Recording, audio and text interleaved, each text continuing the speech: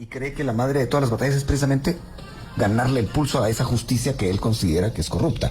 Y habla de la fiscal general de manera concreta. En ese sentido, lo que han presentado ustedes hasta el momento, ¿ha habido alguna seña de que el Ministerio Público está investigando? Al día de hoy lo puedo decir claramente. El continuo de impunidad sigue. Mientras la fiscal general sigue tomándose fotos con funcionarios en sus giras en el interior, hoy la corrupción sigue rampante. Hoy la impunidad permanece, porque los casos se han presentado ante el Ministerio Público y hoy no ha habido solo uno judicializado.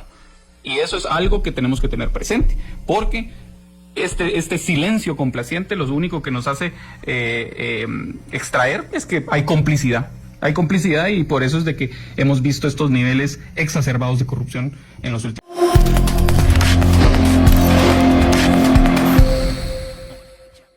Ahora vamos a platicar con alguien que está adentro del Ejecutivo y enfrentando uno de los temas, si no el tema que muchos creen fue el que llevó al presidente Bernardo Arévalo a ganar las elecciones. El tema de el hartazgo frente a la corrupción, el hartazgo frente a los abusos y el hartazgo frente a cierto cinismo que se podía percibir en autoridades anteriores, como que pensaban que no iba a ocurrir nunca nada y que iban a poder hacer cualquier cosa, que nunca iba a llegar la justicia hacia ellos. Entonces, por ello, hemos invitado hoy, en este día en que se cumplen los 100 del gobierno, a Santiago Palomo. Él es director ejecutivo de la Comisión Nacional contra la Corrupción. Así que, licenciado Palomo, gracias por estar acá. Buenos días. Buenos días, Luis Felipe. Un gran gusto, un saludo a la audiencia. Y como te decía, un privilegio estar de nuevo en este espacio. Sí, no es la primera vez que está por acá. Vamos con la primera pregunta, licenciado Palomo. ¿Por qué no se ha logrado, según usted, proyectar esa gran corrupción que se supone o se sabe hubo en los gobiernos anteriores? Bueno, hoy se cumplen 100 días de la administración del presidente Arévalo y la vicepresidenta Herrera. Sí. Ha sido realmente un proceso arduo, complicado. Como he manifestado en otros espacios, encontramos al gobierno en una condición crítica, decrépito. Creo que la que mejor retrata y ejemplifica esta situación es la ministra de Comunicaciones. Cuando dice cada gaveta que se abre salta una rata. Y encontré ratas muertas, lo dijo aquí. Sí, y se siguen encontrando ratas muertas. ¿Qué tipo de ratas muertas? Pues van desde los casos que ya se han denunciado en el Ministerio de Comunicaciones hasta un caso como lo fue las vacunas Sputnik, que, como he repetido, toca la fibra más sensible de la sociedad, ¿no? Jugar con la salud en plena pandemia. Y esto es solo la punta del iceberg, Luis Felipe. Ahí voy a tu pregunta. Definitivamente tenemos un reto todavía por delante. Estos primeros 100 días marcan, ¿no?, el inicio de una serie de acciones que se van a continuar, no solamente en el marco de denunciar estos hechos graves de corrupción, sino también buscar soluciones y políticas concretas a detener un flagelo que definitivamente tiene un rasgo estructural y sistemático. En cuanto a por qué no se ha proyectado, bueno, las denuncias se han puesto, se han presentado ante el Ministerio Público, se han hecho estos ejercicios públicos para dar a conocer a la ciudadanía cada uno de estos hechos que se han encontrado. Como en este mismo espacio manifesté hace algunas semanas, justo en unos días se va a presentar la plataforma Expedientes de la Corrupción, que va a sistematizar cada una de las denuncias que se han presentado hasta hoy o hasta ese momento, de los hallazgos que se han realizado en cada una de las carteras del organismo ejecutivo, y que van a ejemplificar perfectamente y nítidamente que este continuo de impunidad permanece, y en gran medida por la ausencia de una investigación diligente y objetiva por parte de la institución que constitucionalmente está encomendada, que es el Ministerio Público. Volvamos al tema de esa frase de la ministra Yasmín de la Vega. Ella ha hecho varias denuncias y se ha movido mucho en el tema de comunicación, de decir lo que ha ido encontrando, y es hasta el momento la ministra que más denuncias ha presentado. ¿Por qué no se siente eso en los otros ministerios? Bueno, creo que también depende de las dinámicas internas de los ministerios. Nosotros hemos acompañado a cada uno de los ministros y ministras en ese ejercicio. Creo que la obra pública, por antonomasia, ha sido sinónimo de corrupción, ha sido el aceite que ha hecho que este motor camine, lastimosamente, y es por ello que en cada esquina de la institución encargada del desarrollo de obra pública se encuentran indicios cada vez más preocupantes de corrupción. Ya se denunciaron las escuelas Bicentenario por haber sido adjudicadas a un proveedor único. Se denunciaron ya casos relacionados a la compra de escaleras en el aeropuerto. Y como repito, solo son la punta del iceberg de lo que se va encontrando. Son 1.430 contratos aproximadamente en el Ministerio de Comunicaciones, Infraestructura y Vivienda. 1.430 contratos que tienen duda. Son 1.400 contratos en total, muchos de los cuales se han encontrado indicios y irregularidades preocupantes, ausencia de estudios de preinversión, no se sabe cuál es el objetivo social de la obra, su utilidad pública, muchos de los cuales no tienen el expediente completo. Imagínate, Luis Felipe, era realmente una maquinaria que sirvió única y exclusivamente como botín político para favorecer a aliados de gobierno, para favorecer a funcionarios públicos, y lastimosamente hoy vemos las condiciones en las que se encuentra la infraestructura pública del país, pero al margen de ello, pues el compromiso latente no solamente de denunciar estos hilos de corrupción, sino también de poder desarrollar obra pública que beneficie a la población guatemalteca. Bueno, muchos se preguntan, en efecto, por qué es que no ha habido, digamos, no se han presentado más casos. Y voy a ponerle un ejemplo, licenciado Paloma. Así, digamos, conversando con gente, se enteraba de que en varios ministerios se encontraron contratos que entraron en vigencia el 15 de enero. Y que eran contratos así de 15, 20 mil quetzales y de varias plazas que casualmente empezaban en esa fecha a operar en el Estado. ¿Tal cosa no es un obvio indicio de corrupción? Sí, en relación a las plazas fantasmas se dispensaron aproximadamente 1.000 contratos hasta hoy. Que obviamente demuestra, ¿no? Uno de estos se despidieron o se cesaron estos contratos o puestos que obviamente no reunían las condiciones necesarias, y obviamente esto también demuestra uno de los principales objetivos del gobierno, que es el fortalecimiento del servicio civil, que creo que tendremos tiempo para discutir un poco de ello. Y en relación a los contratos, pues, como te digo, la auditoría de las instituciones es la que demarca obviamente las denuncias que se presenta. Creo que el Procurador General de la Nación ha hecho acopio sería muy irresponsable presentar denuncias que no estén sólidamente fundamentadas. Eso es una responsabilidad que tenemos como funcionarios públicos, pero denuncias con nombre y apellido. Denuncias con nombre. Pero grandes rasgos sí se puede hablar de lo que han hecho. Bueno, y se ha hablado de cómo hemos encontrado el Estado. No es sorpresa de que las condiciones en las que se asumió eran críticas, y eso va en cada uno de los ministerios y carteras. Yo en cada conversación que he tenido con los ministros y secretarios encuentro un patrón de cuál era el estatus de la institución, de cómo lo encontraron, y eso creo que es importante ejemplificarlo, porque claramente veníamos de gobiernos que, contrario a su mandato, se dedicaron a utilizar el aparato estatal para hacer negocios, para beneficiar de nuevo aliados políticos. Usted encontró una especie de modus operandi. Sí, estaba muy claro. Un continuo de corrupción, una estructura operativa de corrupción. Eso. Y le pregunto, lo que se veía desde afuera y lo que uno suponía de las declaraciones o de las no declaraciones muchas veces de los funcionarios era que como que no les importaba, como que tenían certeza de impunidad. Luis Felipe, hemos vivido en este país 6 años de impunidad. Dime un solo gran caso de corrupción que ha sido investigado en el Ministerio Público hoy. Uno, que ha llegado a tocar a altos funcionarios de hechos notorios de corrupción. El caso Vacunas, lo denunciamos, pero es un caso que viene desde hace más de 4 años aproximadamente, 3 años y pico. Bueno, pero en ese sentido, ahí es donde va mi pregunta. Es evidente que si alguien siente que nunca le va a llegar la justicia, es casi descarado por actuar. ¿Eso de alguna manera no facilita comunicar qué es lo que han encontrado? Sí, inescrupuloso, diría yo. Sí, no, y claramente la línea de comunicación seguirá. Por eso mismo, repito, aunque parezca máquina descompuesta, Expedientes de la Corrupción será una plataforma que diagramará, sistematizará estas denuncias, el día que se presentaron, los montos de los contratos. Al llamarla Expedientes de la Corrupción, ¿no se exponen a que alguien ahí los demande, los contrademande? Pues, se ha hecho un análisis alrededor de esta iniciativa, que obviamente toma en consideración los aspectos legales, comunicacionales, por supuesto, porque la ciudadanía merece saber. La ciudadanía merece saber lo que se ha encontrado, la ciudadanía merece saber las denuncias que se han interpuesto, y la ciudadanía también está en la posición de exigirle a la institución constitucionalmente encomendada para investigar que cumpla con su mandato, y que más que un catálogo de buenas intenciones y tweets y fotos, que cumpla con su mandato, que el pueblo de Guatemala lo exige por la dignidad, por la responsabilidad y también por el precedente que esto debe marcar, para marcar una línea de que no puede volver a suceder. Bueno, antes de ir a la pausa, licenciado Paloma, hagámosle rayos X a una plaza fantasma, que son muchas en el Estado. La plaza fantasma puede ser, digamos, favorecer a alguien que es cercano a mí, a un familiar, a un amigo, etcétera. pero también trae consigo, según lo que uno ha podido determinar periodísticamente, claro, con algunos testimonios que no se atreven a salir a luz, que la Plaza Fantasma así le divide el salario a quien lo nombra. Todo eso se está pudiendo establecer. Sí. Para que quede claro, alguien tiene 5 plazas de 10,000, pero recibe 5,000 de cada plaza. Sí, no, bueno, y creo que aquí es importante hacer eco a un esfuerzo que se está haciendo desde la Oficina Nacional de Servicio Civil, que está realizando un registro. Ahorita empezó en 2 instituciones, que es el Ministerio de Comunicaciones y el Ministerio de Agricultura y Ganadería.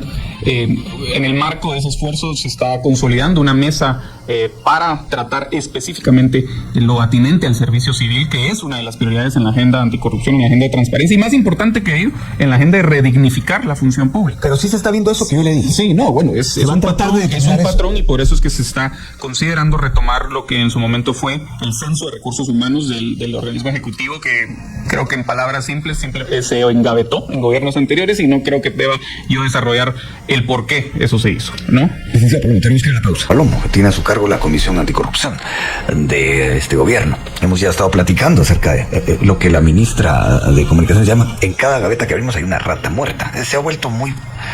se ha repetido mucho esa frase, creo que aquí la dijo primero. Y sigamos hablando de esas ratas muertas, licenciado Palomo. Y vamos a aterrizar en un tema que, bueno, a muchos les crea duda. El tema de las vacunas Sputnik. La denunciada es la ministra Amelia Flores, que muchos creen que es una mujer honesta.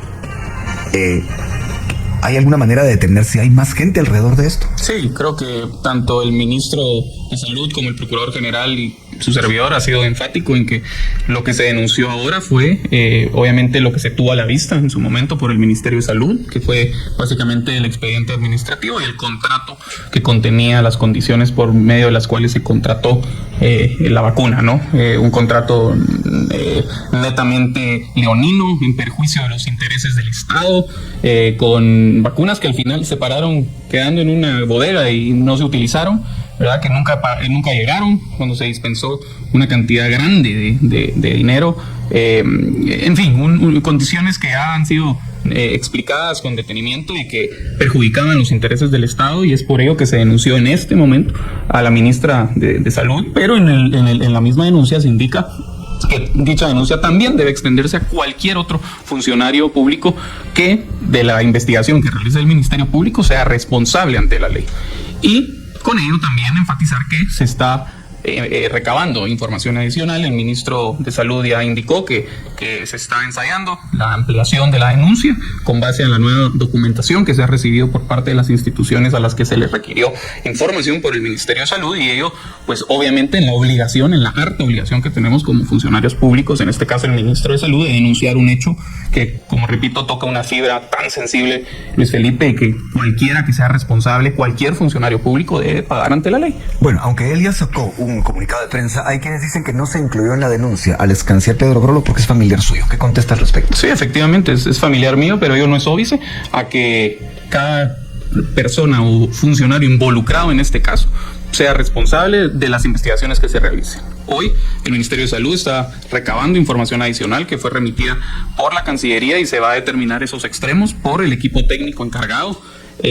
El hecho de que uno tenga familiares, amigos, conocidos, eso no impide una labor objetiva, independiente del mandato que yo tengo, que en este caso no es denunciar, sino un acompañamiento técnico, y que de ninguna manera interferirá en la objetividad que merece una denuncia de este calibre. Ya que mencionó Cancillería, ¿cómo va el requerimiento de Estados Unidos de información para saber exactamente si hay o no algún tipo de vínculo por parte de Miguel Martínez en esto? Entendemos que hay una sanción Sputnik alrededor del tema. Bueno, hay una sanción Magnitsky.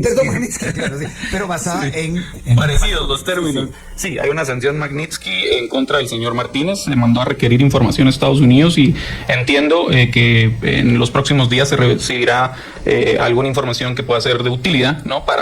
Para la labor que se está haciendo desde el Ejecutivo para determinar los extremos de esta lamentable situación. En los próximos días. A las autoridades anteriores se les preguntaba siempre cómo iba esto de la denuncia y cómo iba el hecho de cómo se había firmado ese contrato. Decían, los abogados lo están viendo.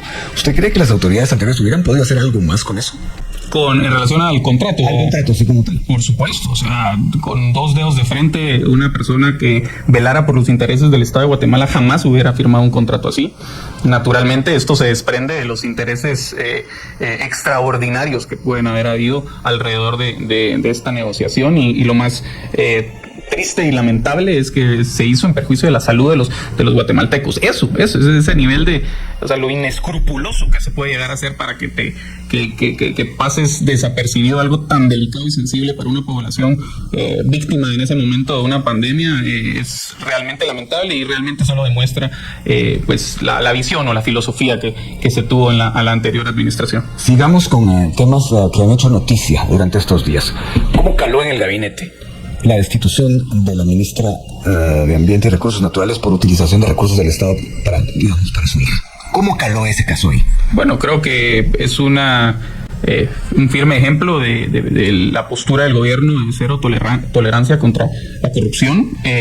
La decisión, pues claramente es una decisión compleja, con alcances importantes, pero al margen de la decisión que tomó el presidente Arévalo, y como él mismo manifestó en el comunicado que sacó ese mismo día, desde la comisión comenzamos a trabajar en un esfuerzo coordinado con el Ministerio de Gobernación, el Ministerio de Finanzas, la Secretaría de Comunicación Social, directrices para el buen uso de vehículos, ¿no? Como un compromiso también de la labor que tiene la Comisión Nacional contra la Corrupción y que hoy fueron publicadas en el diario oficial, que demarcan de nueva cuenta el compromiso que hay con el buen uso de los recursos públicos, con la probidad del funcionario público y también con la decencia, que debe ser un eje transversal en cualquier acción que tome cualquier funcionario público que está sujeto a la ley. Bueno, hablemos un poco del Código de Ética. Según entiendo, uno de los aspectos medulares es que trata el conflicto de interés. ¿Puede contarnos al respecto? Claro, el Código de Ética, producto también, ¿no?, de uno de los compromisos que se tiene en el gobierno, es un avance importante. Leía hoy en redes sociales que hay ciertos cuestionamientos alrededor de este tipo de iniciativas. Yo difiero. Realmente un código de ética al final debe ser un instrumento que nutra, ¿no?, este elemento de la decencia en la función pública, que demarque, ¿no?, los confines por medio en donde un funcionario público se debe de enmarcar, y parte de ello es lo relativo a los conflictos de intereses, a saber no solamente tener la capacidad para identificarlos, sino también para evitarlos cuando pueda ir en perjuicio de la toma de decisiones objetivas en la función pública. Al mismo tiempo que se implementa o se desarrolla el catálogo de los principios que deben orientar la función pública, la probidad, la decencia, la empatía, entre otros, se ha desarrollado un segmento específico para la implementación de este código de ética. Hay un avance importante, y lo digo así porque ya tenemos una buena práctica en el Ejecutivo, es la implementación de las oficinas de probidad. ¿Y por qué digo que es un avance significativo? Porque son precisamente este tipo de iniciativas las que se enmarcan dentro del mandato de la comisión, que es cómo se fortalece la capacidad de las propias instituciones para prevenir la corrupción. Y en este caso tenemos que el Ministerio de Trabajo, por ejemplo, ya implementó una unidad de probidad, que es una unidad de auditoría interna de verificación, y que fue capaz de desarticular una red de venta de visas, que fue no solamente denunciada ante el Ministerio Público, sino se judicializó, y ya han caído los responsables de esta red, que involucran no solamente trabajadores del Ministerio de Trabajo, sino también operadores.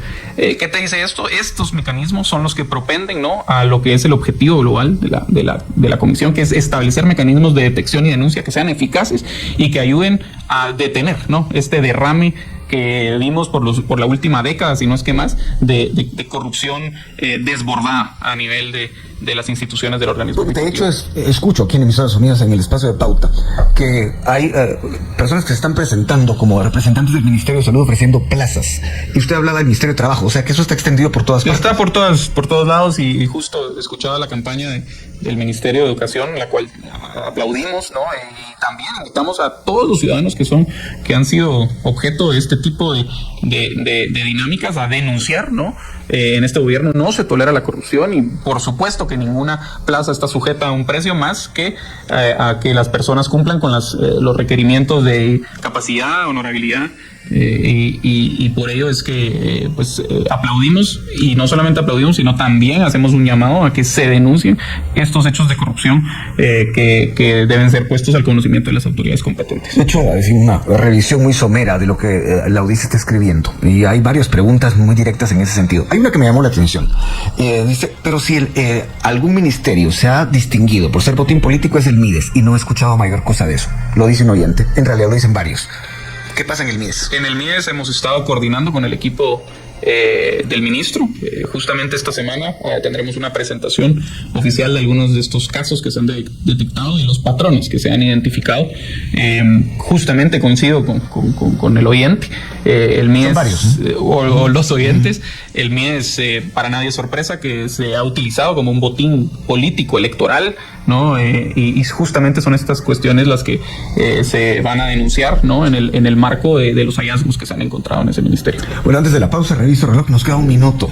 Ustedes, de alguna manera, como gobierno, y en la comisión que usted maneja, están evaluando el hecho de que muchos proveedores del Estado que hacían negocios antes de manera no correcta, no se van a quedar con los brazos cruzados si les retiran esos contratos, si no hacen más negocios con ellos. Es previsible que se enojen y que hagan algo. ¿Ustedes han evaluado, han puesto eso sobre la mesa? Sí, bueno, que se enojen, pero que se enojen es una cosa. Sí, no. Pero que actúen, claro, en ese enojo. A ver, como funcionarios públicos estamos obligados a denunciar cualquier hecho de corrupción, y eso se va a hacer. Al paralelo a ello, se están desarrollando las estrategias legales para también salvaguardar los intereses del Estado, ¿no? Pero es importante recalcar que no se puede dejar de denunciar por el solo hecho del miedo de que puedan hacer estos contratistas o proveedores, porque hay una obligación dentro de la ley de probidad de hacerlo. Pero al margen de eso existen estrategias legales que deben propender a garantizar también los derechos de los guatemaltecos a acceder a servicios públicos, a la educación, a la infraestructura vial, al trabajo, entre otros, ¿no? Claro, y claro. eso ahí viene la pregunta, perdón que le interrumpa, licenciado, pero viene la pregunta no del millón, sino de los miles de millones. Pero ¿a dónde va a dar, digamos, un reclamo del Estado para que se cumpla? ¿Va a dar a los tribunales de justicia? Sí, esa es, como alguien dijo, la madre de todas las batallas. La madre de todas las batallas. Bueno, sí. Quien lo dijo y escribió fue Edgar Gutiérrez, y cree que la madre de todas las batallas es precisamente ganarle impulso a esa justicia que él considera que es corrupta, y habla de la fiscal general de manera concreta. En ese sentido, lo que han presentado ustedes hasta el momento, ¿ha habido alguna seña de que el Ministerio Público está investigando? No, al día de hoy lo puedo decir claramente. El continuo de impunidad sigue. Mientras la fiscal general sigue tomándose fotos con funcionarios en sus giras en el interior, hoy la corrupción sigue rampante. Hoy la impunidad permanece, porque los casos se han presentado ante el Ministerio Público y hoy no ha habido solo uno judicializado. Y eso es algo que tenemos que tener presente, porque este silencio complaciente lo único que nos hace extraer es que hay complicidad. Hay complicidad, y por eso es de que hemos visto estos niveles exacerbados de corrupción en los últimos años. ¿Y cómo entiende usted que funcionarios se tomen fotos y salgan hablando bien de la fiscal general? Pues ellos tendrán sus razones. Nosotros hemos permanecido consistentes con una línea que es: el Ministerio Público hoy no está comprometido con la lucha contra la corrupción, y hoy es gran responsable de la situación en la que se encuentra el país. Vamos a la pausa, regresamos pronto. El presidente Bernardo Arévalo, casi cualquier comparecencia que hace frente a los medios. Entonces, tomando en cuenta que usted tiene a su cargo, licenciado, enfrentar eso, analizar eso adentro del Ejecutivo, creo que es un tema que la audiencia, de hecho, tengo muchas preguntas que voy a formularle. Hay una acá de una oyente, Lucrecia Sanz, que nos oye casi todos los días. Dice: favor consultar al entrevistado si existe algún plan para eliminar la discrecionalidad en las oficinas de gobierno. Pone un ejemplo, dice ahí, un pago a proveedores, un pago automático a proveedores, para evitar así las coimas, le dice, los sobornos. Sí. ¿Hay algo que en la oficina a su cargo se haya hablado respecto de eso? Sí, no, hemos... ¿Se habló de prevención en algún momento? Sí, bueno, de hecho, como objetivo global, la prevención es fundamental para el mandato que tiene la comisión, y reconocemos que parte de poder generar estos espacios en donde se evite la discrecionalidad es la automatización. Hemos estado en conversaciones con el Ministerio de Finanzas, no solamente para promover reformas legislativas importantes como la ley de compras y contrataciones, pero más importante y más inmediato aún es políticas que se pueden promover desde el Ejecutivo. Hemos tenido un interés particular por el REGAE, que es el registro de proveedores, que ha sido un foco de discrecionalidad y que también se ha constituido en uno de estos espacios que mayor atención ha adquirido en el marco de estos grandes casos de corrupción.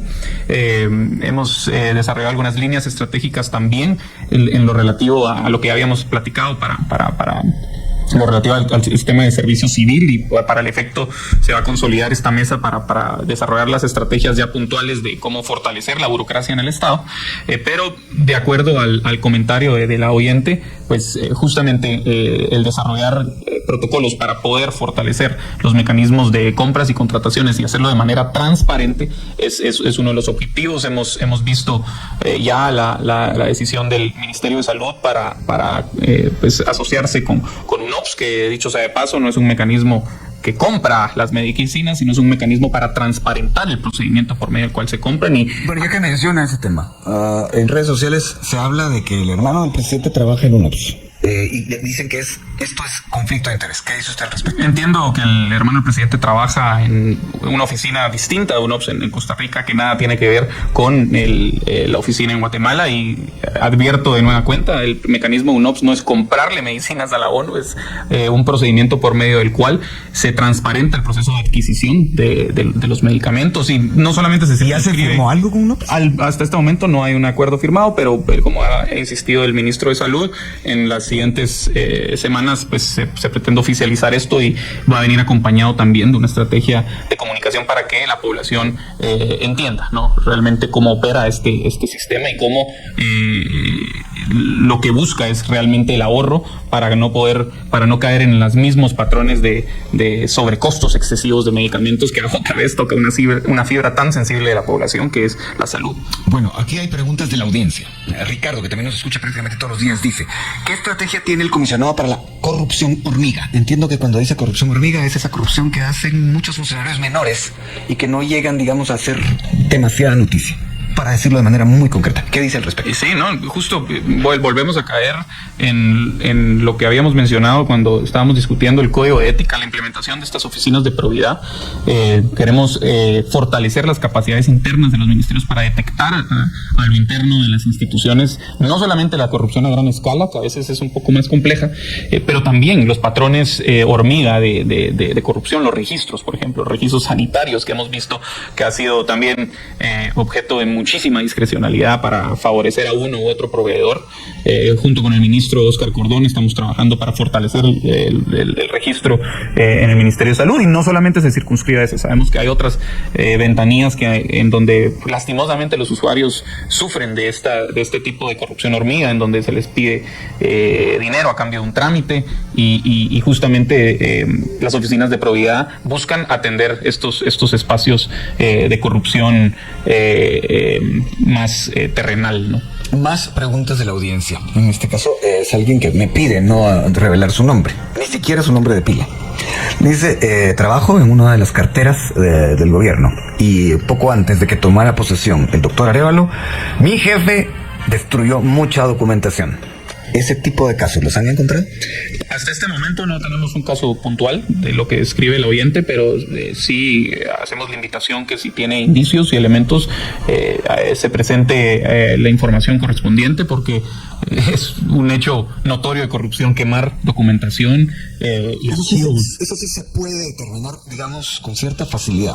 Sí. Y eso es delito. Es un delito, por supuesto, y cualquier información adicional que pueda proveer la oyente va a ser bien recibida y se tomarán las acciones correspondientes. Bueno, nos queda poco tiempo, licenciado Palomo. Vamos al tema de la percepción. Un estado fallido, estado de calamidad fallido, no pasó en el Congreso. Eso, de algún modo, muchos dijeron: van a hacer lo mismo que los anteriores. ¿Usted cómo explicaría eso desde la perspectiva de la comisión que usted maneja?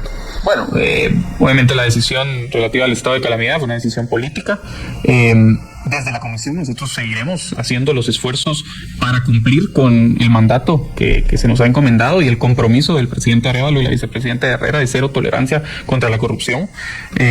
Insisto, estos son los primeros 100 días, son los primeros pasos, pero definitivamente el trabajo sigue y seguirá y se intensificará, y estamos preparados no solamente para cumplir con estos compromisos que hemos hecho patentes, sino también para las resistencias naturales que van a haber, Luis Felipe. Las resistencias resistencias de un sistema que se naturales que pueden llegar a ser muy fuertes. Sí, resistencias naturales de un sistema que se rehúsa a desaparecer. ¿Por qué? Porque hay intereses creados, porque vimos el alcance que tuvo esta corrupción, que no viene de 4 años, es una corrupción de décadas, y una corrupción que ha venido acompañada del componente que yo he insistido también aquí, impunidad por la falta de debida diligencia de las autoridades correspondientes, principalmente el Ministerio Público, de perseguir a los responsables. Y como ciudadanos, como funcionarios públicos, desde el Ejecutivo vamos a seguir haciendo las denuncias y vamos a seguirle exigiendo a esa institución que cumpla su mandato. Porque hoy los grandes perjudicados son los guatemaltecos. Los guatemaltecos que salieron a las urnas exigiendo una gran transformación en la forma de administrar la cosa pública. Y ese es el gran reto que tenemos por delante y seguiremos firmes y contundentes porque ese es el mandato que tenemos y es lo que exige la sociedad guatemalteca. Licenciado Paloma, una última. ¿Qué diferencias se encuentra usted puede, digamos, aquí plantear con la Comisión Anticorrupción del pasado gobierno? Tiene un enfoque completamente distinto, hemos insistido, tenemos un enfoque integral, buscamos no solamente acompañar técnicamente a los ministerios para denunciar estos graves y grandes casos de corrupción, sino a la misma vez buscar soluciones concretas, que a veces cuesta verla en el corto plazo, ¿no? A veces cuesta palpar que estas soluciones vayan a tener un efecto, pero créanme que si seguimos en el círculo vicioso de solo buscar quién es el responsable y no buscarle soluciones a un sistema que es una condición crítica, porque hay que ser conscientes de ellos, vamos a seguir en una misma espiral que no nos llevará a nada nuevo, a nada que traiga beneficios para la población, y por ello es que seguimos comprometidos con el mandato que tenemos y seguimos convencidos en que cumpliremos a cabalidad con las exigencias que hay. Licenciado Paloma, gracias por haber estado acá. Y bien, hasta acá el video de hoy. Recuerden que ustedes tienen la última opinión que pueden dejar acá abajo en la cajita de comentarios. Dicho esto, nos vemos hasta el siguiente video. Adiós.